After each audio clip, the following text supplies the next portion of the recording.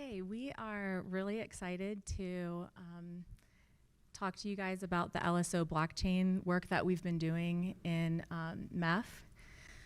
There is a lot of really critical stepping stones along the way to get us to where we are right now, where we believe blockchain is a viable solution to a lot of the issues that we've had in the telecom industry. So we're going to kind of take you through that journey. So the first one is the lifecycle service orchestration and LSO APIs.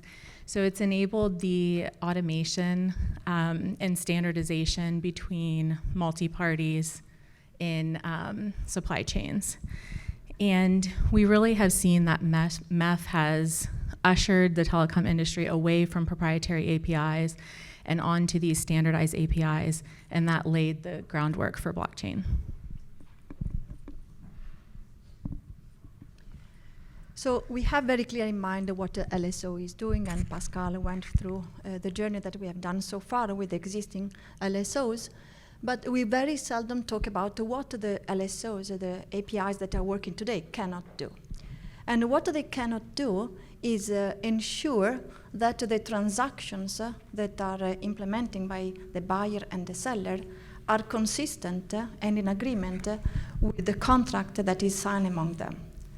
What do I mean? I mean, the LSO today cannot ensure the consistency of the transactions. And I make an example. In order for the transaction to happen, there must be a contract between the two parties. And today is what we call a master service agreement. It's a paper that is signed by the two parties. But then, as you can see in the slides, the two parties implement this contract into different systems. It's not a common system. And then there is nobody that can ensure that both parties have interpreted the contract in the same way. And this is where misunderstanding may happen. So seems trivial, seems a very straightforward activity, but in reality we have experienced that this happens more often than we can imagine. And this is where frictions come, and then and there is a lot of money involved, a lot of effort for companies to solve these issues. Just an example that you will see more and more during these days about Wolftown, about the service level agreement management. So there are two companies, they agree on some service levels, and everything is fine. But then, when there is in the systems the computation of the fault timing, then there might be misunderstanding, two different visions. And this is where frictions is. And this is where the LSO has been augmented with something more that solves this issue, which is exactly the LSO blockchain.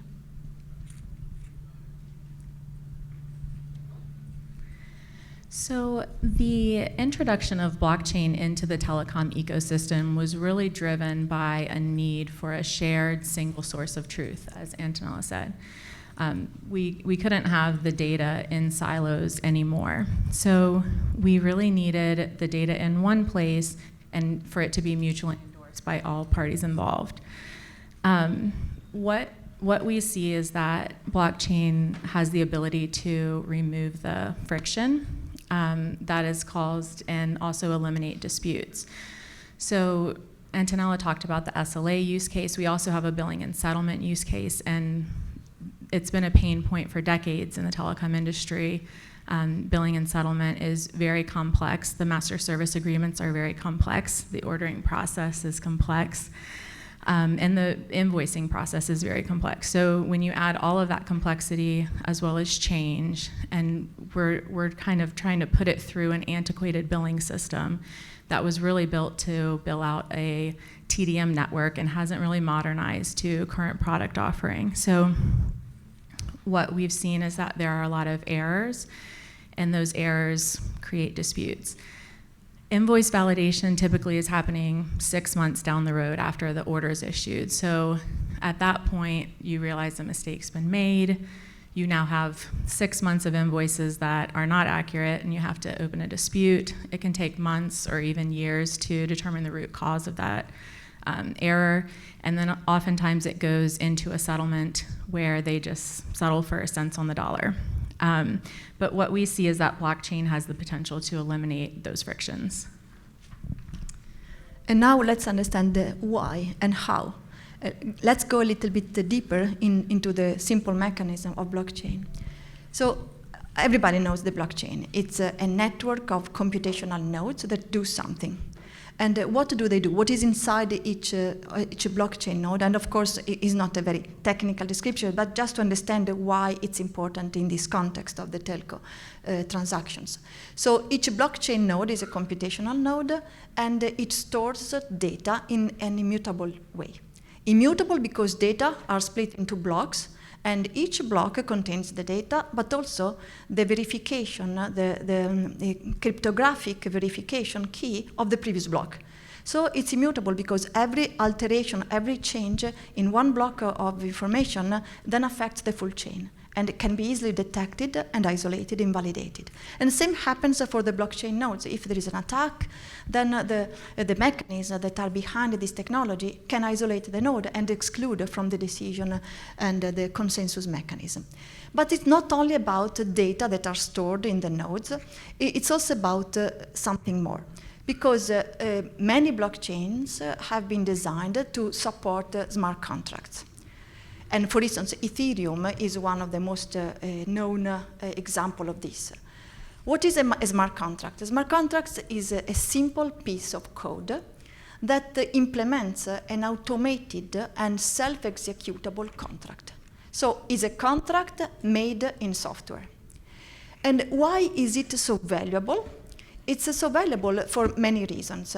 First of all, because it runs in the blockchain, in this particular case. So this piece of software runs on the blockchain, so it inherits all the benefits of the blockchain: security, disaggregation, immutability, and all this kind of stuff. But also, it enables automation in a real sense, because if you run your contract, you are two parties, and you run your contract not into different systems, but in a common, mutually agreed smart contract that is common between the two parties, then there is no mistakes. There is the same understanding of the contract itself, because it's a code, and it runs automatically error-free. And also, it is very relevant because it automatically verifies that the transactions that are happening are really in accordance to the main contract, to the MSA, because it's coded. So, I mean, for the implementation of the automation that we are talking about here with the LSO, and for the NAS, that is the next step, definitely this kind of automation, which ensures scalability, is something that is extremely necessary. And another benefit that the smart contract has, because it is linked to the blockchain, is that it is fully transparent. And transparency can lead to other considerations that now April will explain to us. So if you get to a point where you decide you want to implement a blockchain solution and you encode your MSA, or you use one of the smart contracts from a smart contract library, the question is, where do you deploy that smart contract? So typically it's been done on private blockchains for data privacy, but private blockchains also have drawbacks. So public blockchains by design are transparent, right? That's the intention of a public blockchain. But that causes an issue for corporations because you don't want your proprietary pricing, terms and conditions to be publicly viewable. But the issue with private blockchains can be that they're not scalable, they're very costly, and actually, interestingly, they're not as secure as private blockchains. And we say that because most people equate privacy with security, but in the blockchain space, they're two very distinct characteristics.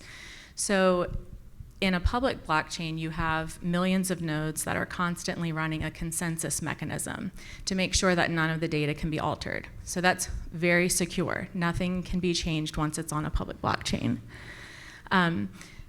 But then you don't have the privacy. So there's been recent advancements in blockchain technology that are allowing for a fully scalable, fully private, and fully secure blockchain solution, and it's called zero-knowledge technology.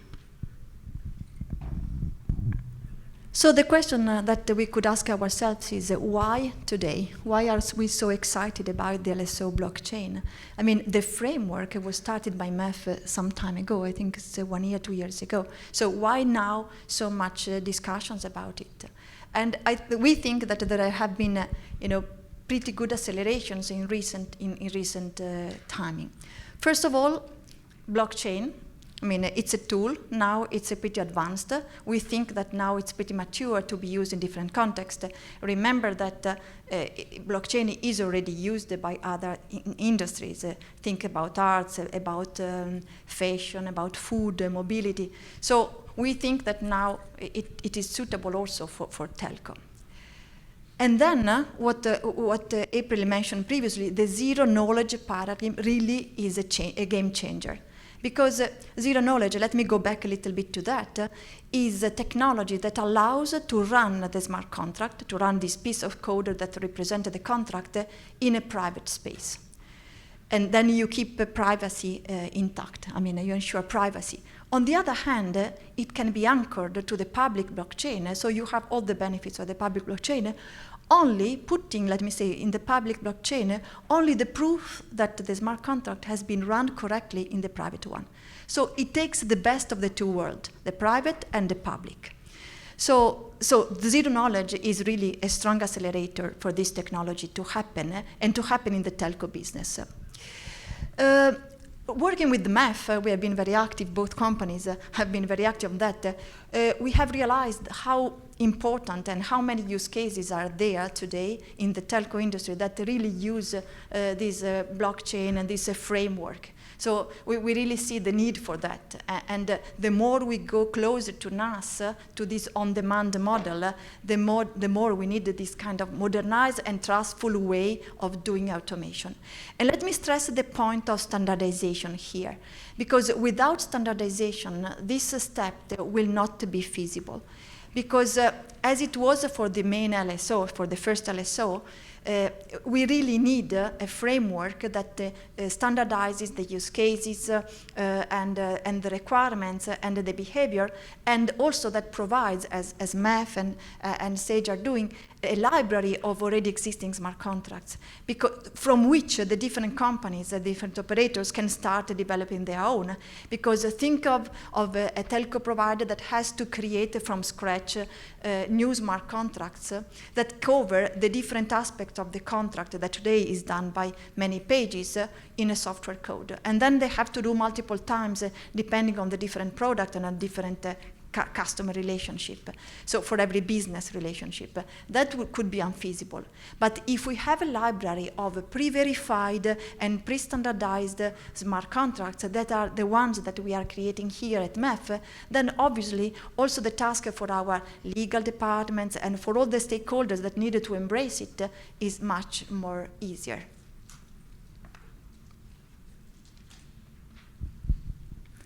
So we're seeing blockchain use cases in the telecom industry gain momentum, and the industry push for network as a service, it's going to push for further automation between buyers and sellers. So to help further all of these use cases, Sage has partnered with MEF to create a trusted operating environment that any smart contract can be deployed on, and it will be protected under zero knowledge. We really believe that MEF being an independent third party is critical to that process, and we want to remove the cost barrier to entry. So it's a no CapEx solution, and anybody who wants to implement a blockchain solution can do it there, and everybody has a seat at the table. So it's a really level playing field. So what is our last slide and the message we want to give you, the takeaway? So the takeaway is think big and join us in this journey. So that's the main message that we want to give you. And some reason why you should do this. First of all, because blockchain is really happening, and is happening for the telco now as well as for other industries. Just to report some numbers, this market is forecasted to be 3 trillion by 2030, which is tomorrow. So the sooner we start, the better it is. Second, we have all tools to make it feasible. Smart contracts, blockchains, ZK, EVM. So everything that is needed to make it happen is there. We have the MEF that is facilitating to remove the first barriers, the entrance barriers, creating standardization use cases and a library of smart contracts. So we will have the first input. And then I really kindly, we kindly invite you to have a very careful look at the Wolf Town and the Red Forest showcases, because these have been the first real case scenarios where we have adopted this technology among different partners, and we really touched how it looks like implementing this new model, the LSO blockchain, in our own realities. And with this, we are just open to questions. Any quick questions? Go ahead. Yes, absolutely. Both projects have a dedicated page on the wiki. You can get access through MEF, and you can see all the documentation or the deliverables that have been created. But there will be a demo during these days, so you can really see with your touch with your hands here what's going on.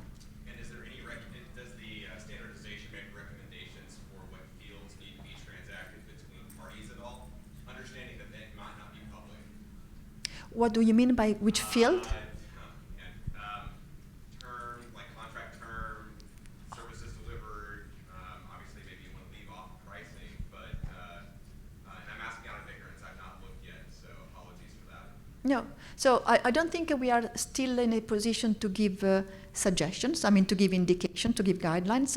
But definitely, we have gathered a lot of experience on that, and maybe April, you had even more about that. So definitely we could have a conversation. So all of the smart contracts that we're building are built off of MEF APIs. So there will be standardized fields that are used. We're very conscious of data privacy. Our SLA Smart Contract is written off of MEF 113. And then for the billing and settlement use case, what we've done on the public chain is only a mutual endorsement smart contract.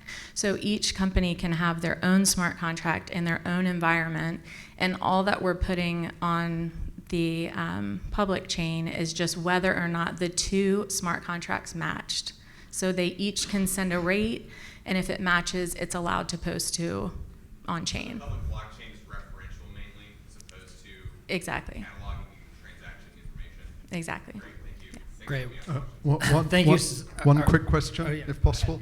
Antonella and April, could you tell us about specifically your companies, Sparkle and Sage, how you see the LSO blockchain work impacting your business, if at all? Okay, I start first. So Sparkle joined this journey from the very beginning, because really we have in our vision this model of modernization. We are in the learning phase, and this is why we joined the Wolf Town project, because we wanted to start from the very beginning, understanding the implications of this business, of this technology into our business, into our processes. And I can invite everybody to do that, because it's really the starting point to really have a touch-based and understanding the technology and how it impacts. So we are at the beginning, but we are super excited, and that was a mandatory step to really move forward. So for Sage, we started as an inventory, invoice validation,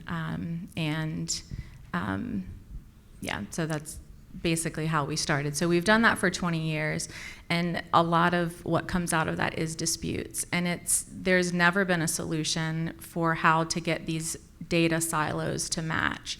And there's always scenarios where you have to agree to disagree because your systems don't match. And so instead of having this invoice validation 6 months down the road, we're moving it up to the point of order, so T0.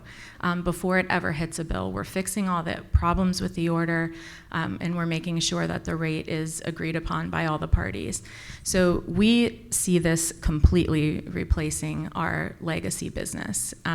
We believe it's the way forward for the telecom industry. There's way too many resources that go into invoice validation and dispute resolution. And so we really think that this is the solution for those issues, and it will completely replace our old business. And thank you for the attention. Thank you.